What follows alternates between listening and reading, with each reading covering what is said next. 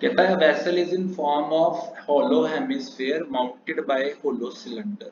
उसके ऊपर एक होलो सिलेंडर रखा हुआ है। The diameter of the hemisphere is 14 centimetre.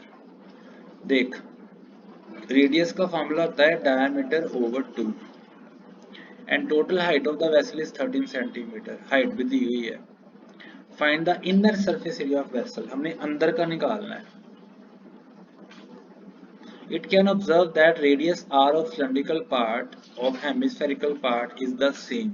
दोनों का रेडियस सेम है, सिलेंडर का भी ते हेमिस्फेरिकल पार्ट का भी। ठीक है, कितना 7 सेंटीमीटर, क्योंकि 14 टोटल डायमीटर है, तो डायमीटर का हाफ कर दो तो रेडियस आ जाता है। रेडियस 7 आ गया तेरा। Height of hemispherical part, radius कितना है 7, जैसे अभी मैंने बताया।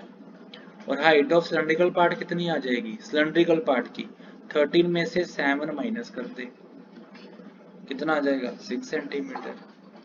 अब inner surface area of vessel निकालना है।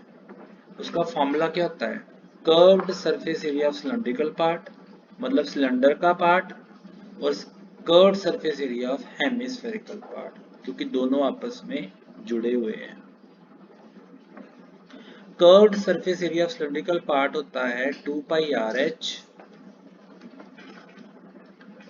और curved surface area of hemispherical part होता है 2 पाई आर स्क्वायर, उसमें एच नहीं आता।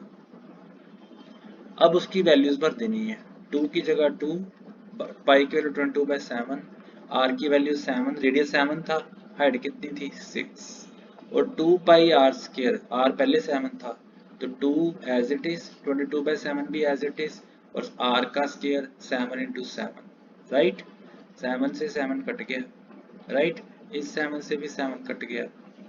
ओके, 20 इंटू 2, 22 इंटू 2 44, यहाँ पे बचा 6, और 22 इंटू 7, दोनों में से 22 इंटू 2 44, यहाँ पे बचा 6, यहाँ पे बचा 7, 6 प्लस 7 कितना हो गया 13, 13 को 44 से मल्टीप्लाई किया तो 572 आंसर,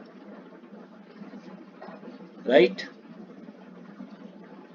और इसको कैलकुलेट कर देता हूँ, 2 into 22 into 6 plus 2 into 22 into 7, 2 into 22 44 into 6 plus 44 into 7, दोनों में से 44 कॉमन निकलता है, अंदर आ गया 6 plus 7, 44 into 13, 572 centimetre square answer.